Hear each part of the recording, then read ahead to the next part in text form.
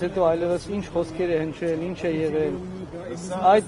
հարցազրույցը տեսնելով հասկացա, որ ինչ-որ բան է փոխվում իմ պատկերացած Միքայել Սրբազանի եւ այդ պահին խոսող Միքայել Սրբազանի միջեւ։ Ես չէի ուզի, որ մենք ինչ-որ մեկի արդարացնենք, ինչ-որ մեկի մեղավոր դարձնենք, մենք տեսնում ենք, որ բոլորն էլ իրենց մեղքերն ունեն, բոլոր ղեկավարներն էլ իրենց մեծ եւ փոքր սխալներ կներեք, մեծ եւ փոքր սխալներն ունեն, բայց ես կարծում եմ ժողովուրդը կույր չէ, ժողովուրդը տեսնում է ում ժամանակ ինչ է կատարվում։ Մեծ հաշվով, այո, բոլորս սխալներ ունենք, բայց կան մեծ սխալներ, բայց կան փոքր սխալներ։ Եվ եթե կարելի է ինձ այնպիսի հարցեր տվեք, որոնք որ քաղաքական երանգ չունենան,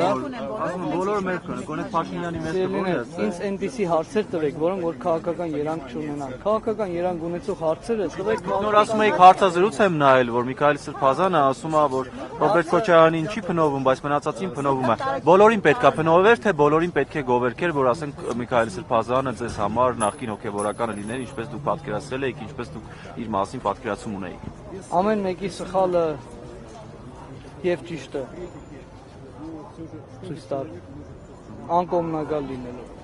Ինձ թվաց կողմնակալ այդ Սրբազանի ելույթը, թող բոլորը ինձ ներեն, թող Աստված ինձ ների, եթե սխալվում եմ, բայց դա իմ անձնական կարծիքն է։ Բայց ինչու ես դրա մասին խոսեցի, որտեղ խոսում էինք Միքայել Սրբազանի մասին, եւ ես ասացի վերջին նրա ելույթը իմ տեսած։ Դրա համար խնդրում եմ քաղաքական հարցեր ինձ մի տվեք, քաղաքական հարցեր տվեք քաղաքական գործիչներին։ Ես չեմ խառնվել ոչ մեկին, ես մասնակցել եմ Գրիգոր Լուսավորչուն պատարագի, հաղորդվել եմ իմ ժողովրդի կողքին լինելով, իմ ժողովրդի հետ մեր բողոքի ձայնը արտահայտող երթին եմ մասնակցել։ Ձեր ժողովուրդը նաև Մայրաթոռում հավաքված մարդ։ Մեկ հարց։ Ձեր ժողովուրդը նաև Մայրաթոռում հավաքված մարդ։ Որպես նախկին հոգևորական, եւ դուք հիմա դեռ որպես հոգևորական եք համարվում։ Միանշանակ։ Բայց նաև ժողովուրդ կա Մայրաթոռում հավաքված ժողովուրդ կան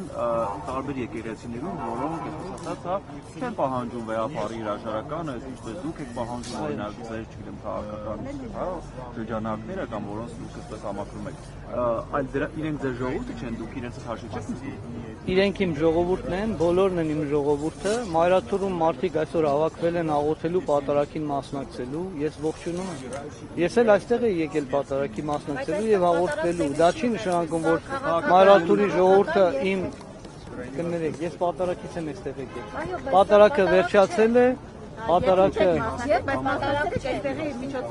Ժողովուրդ ջան, Գրիգոր Լուսավորչում ես մասնակցել եմ պատարագի, հաղորդվել եմ պատարագին, այնուհետև պատարագը ավարտվել է, ջրորդ մեկը ավարտվել է եւ ժողովրդից հետ միասին քայլելով եկել ենք այստեղ։ Ոչ, քաղաքական երթ չի սա։ Սա քաղաքական երթ չի, սա եկեղեցու նորոգման երթն է, սա այն երթն է, կասեմ, սկսողներից մեկը ես եմ եղել։ Սա այն երթն է, որտեղ ժողովրդի ձայնն է երևում, որտեղ ժողովրդի դժգոհության ձայնն է երևում, որտեղ ժողովուրդը քայլում է, փողոցը եղել, դուրս է եկել, սա ժողովրդի ժողովրդի մի մասն է։ Ինչ է նշանակում քաղաքական երթ։ Բագրատ arczepiskopos-ն ասում է, Երթը ղեկավարում է Նիկոլ Փաշինյանը եւ երթի ժամանակ հնչեցնում է քաղաքական հայտարարություններ։ Որն է քաղաքական հայտարարությունը։ Եկեղեցին հանում են պետության դեմ։ Մենք պետք է հեռացնենք կաթողիկոսին։ Եթե պետություն բառը հնչում է, եկեղեցի բառը եւս հնչում է, նշանակում է այդտեղ քաղաքական է ելույթը։ Եկեղեցի բառը հնչում է, ուրեմն նաեւ հոգեվոր է։ Փաշինյանը քաղաքական գործիչ է, թե ոչ։ Մեկ ասեք։ Եթե Փաշինյանն ասում է պետք է վերապարի անունը զեղչվի, դա արդեն քաղաքական իշխանության խոչընդոտում չի եկեղեցու գործերին։ Ես դեռևս շատ վաղուց պետության ներկայացուցիչ իմ կարծիքն է ձեզ հետաքրքիր։ Ես դեռևս շատ վաղուց ասել եմ, որ մենք ցավոք սրտի չունենք կաթողիկոս։ Հետևաբար, եթե չկա կաթողիկոս, չի կարող նաև նրա անունը հնչել։ Շատ վաղուց է երբ։ Երբ որ Հովանավանքում պատարագ էի, ոչ, երբ որ Հովանավանքում պատարագ էի մասնակցում։ Բայց դեն կաթողիկոս են զոհվել։ Ինձ կաթողիկոսը չի օծել։ Ով է օծել։ Կաթողիկոսի ուրախություն ինձ օծել է Այգազում Սրբազանը։ Իսկ իրեն ով է օծել։ Չեմ հիշում։ Բայց էական չի։ Ինձ օծել է Հայաստանի Հայ առաքելական Սուրբ եկեղեցին։ Ինձ օծողին օծել է Հայ առաքելական Սուրբ եկեղեցին։ Թե այդ պահին ում ձեռա։ Թե այդ պահին ում ձեռամ։ Դա էական չէ, այդ պահին եթե այդ մարդը գործող անձ է, իրավասու է դա անելու, ուրեմն իր կողմից, իսկ այս պահին, ուրեմն ինչու ես չեմ ընդունում իմ կարգալուծության մասին մայրաթորից հնչեցված որոշումը, որովհետև համարում եմ, որ չկա այս պահին կաթողիկոս, քանզի այն անձը, որ այդ որոշումը կայացրել է, չի համապատասխանում իր պաշտոնին։ Ուրեմն կաթողիկոս դարձող անձը ընդունել է կուսակրոնություն, որին որ շնորհվում է այլևս դառնալու եպիսկոպոս եւ կաթողիկոս։ Հիմա նույն հաջողությամբ ինձ էլ կարող էին դարձնել եպիսկոպոս եւ կաթողիկոս։ Ինչու չեն դարձել, որովհետեւ ես ընդունել եմ ամուսնական քահանայի կարգավիճակ, այսինքն իմ ընտանիքը եղել է օրենքով, ես եկեղեցու օրենքով ամուսնացել եմ եւ քահանայություն եմ ընդունել, դրա համար օրինակ չեմ դարձել կաթողիկոս։ Բայց օրինակ այսօրվա կաթողիկոսի պաշտոնը զբաղեցնող անձը ընդունել է կուսակրոնություն, որով որ ճանապարհ ունի կաթողիկոս դառնալու, բայց ընթացքում ուրեմն ընտանեկան հարաբերություններ է ստեղծել ապօրինի եւ այնուհետեւ դարձել է կաթողիկոս։ Սա նշանակում է, որ նրա կաթողիկոս դառնալը ապօրինի է, նա չի կարող բայց այս ամենով հանդերձ դա չէ իմ բողոքի ձայնը նրա դեմ։ Իմ բողոքի ձայնը այն է, որ ամենայն հայոց կաթողիկոսի դերը հայ ժողովրդի հոգևոր կյանքը առաջնորդելն է եւ դա կարող է անել միայն հոգևոր մարդ, նա հոգևոր չէ։ Ես դրա մեջ քանիցս բազմիցս ուրեմն վստահ եմ եղել։ Իրենց ապրած կյանքով, իրենց սրբակենցաղ համարում եք։ Իրենց ընտանիքներով հանդերձ, որոնցից շատերն ունեն ընտանիքներ, երեխաներ, ոչ միայն ընտանիքներ, կանայք, այլ նաև Ինչ է նշանակում ընդունում եք, ընդունելու ինչ կա։ Նրանք են հանձնարարել, այսպես կոչված մի րոպե հարց։ Նրանցից առաջ ես եմ հանձնարարել, բարձրաձայնել եմ, խոսել եմ, քանիցս Facebook-ով եմ բարձրաձայնել, քանիցս հարցազրույցներ տալու, մայրաթոր այցելու։ Ես միշտ խոսել եմ, որ եկեղեցին բարենորոգելու կարիք կա։ Հիմա ընդունել չընդունելու ինչ հարց կա։ Ես ձեզ հարց տվեցի։ Ինչ ձևով որ կլինի։ Լսում եմ ձեզ։ Իմացել, որ ասում եք կաթողիկոսը խախտել է իր։ Այդ մասին ես խոսել եմ, հրապարակային խոսել եմ, ուրեմն դեռևս ուսանողության տարիներին նման լուրեր շշուկներ կային, բայց որոնք հաստատված չեն եղել, որոնց մասին կասկածները շատ էին, այնուհետև իմ ծանոթ, չգիտեմ, դասախոսների միջավայրում, այլ տեղեր, խնդրում եմ թողեք խոսել, էլի, եթե պիտի չլսենք իրար, լավ է չխոսենք։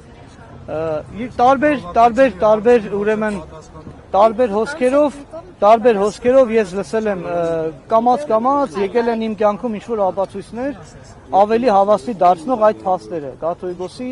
ապօրինի, չգիտեմ, իր կուսակրոնության ուխտը խախտելու մասին փաստեր ու ոչ մեկ անգամ եւ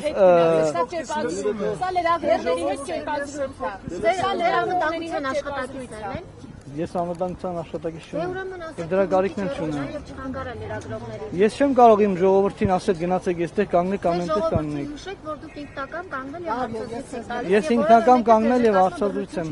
տալիս եւ որևէ մեկը բռնություն չի գործադրում։ Փառք Աստծո։ Աստված ինձ հետ է եւ որևէ մեկը եթե բռնություն էլ գործադրի, Աստված ինձ ուրեմն օգնական կլինի, ես վստահ եմ։ Դժվար բռնություն ես գործադրեմ, սովորական հասարակական։ Իհարկե։ Ներողություն, դուք այդպես էլ չպատասխանեցիք իմ գործընկերոջ հարցին։ Որ հարցին։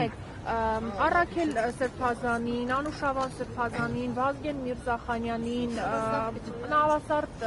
arczepiskopos Կճոյանին եւ նրանք են ոչ պիտի բարեն ունենալու մասին շշուկներ երբեք չեք լսել։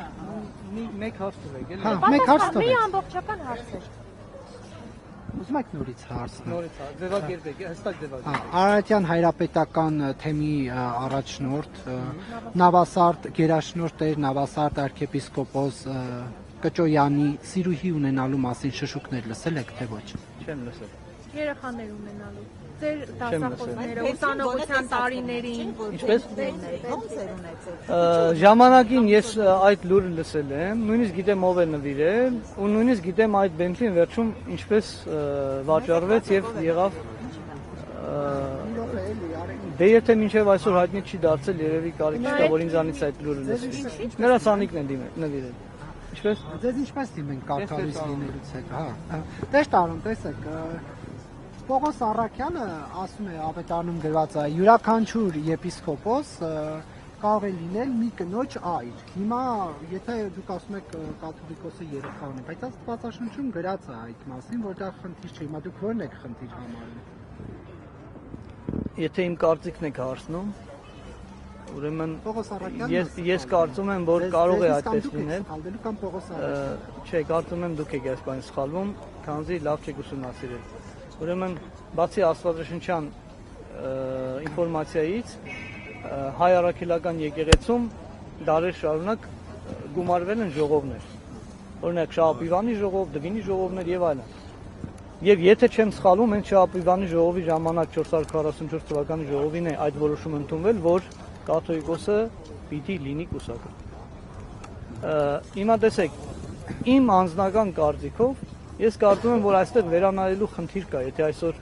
հարց է ծագում, որ ինչու այդ կուսակցությունը չի պահվում, ապա այստեղ եկեղեցին վերանայելու խնդիր ունի, նորից ժողով գումարելու եւ այդ հարցը քննարկելու խնդիր ունի, բայց եւ այնպես, եթե այս պահին հայ եկեղեցու կանոնադրությամբ կուսակրոնը պիտի լինի, կարող է լինել կաթոլիկոս եւ կաթոլիկոսը պիտի լինի կուսակրոն, ուրեմն այդ օրենքը պիտի պահվի։ Վերո կարող է ասել եպիսկոպոսների մասին որևէ շշուկ, ձեր ուսանողության Տեսեք, շշուկներ ես կարող եմ լսել, ես որևէ մեկով չեմ առանձնապես այդպես խորացել եւ զբաղվել։ Նույնիսկ ասեմ ավելին, կաթոլիկոսը պաշտոնը զբաղեցնող անձի անձնական այդ շշուկներով չեմ զբաղվել։ Պարզապես ժամանակը կամաց ինձ մատուցեց եւ ապացուցեց տարբեր լուրեր լսելով, երբ որ նույնիսկ լսա պետության ամբիոնից, որ պաշտոնական հնչեց, որ այդ փաստը կա եւ դա կարող է ապացուցվել, երբ որ կարիքը լինի։ Այդ ամեն փաստը, բայց հետո ինձ ավելի այդ ամենից հետո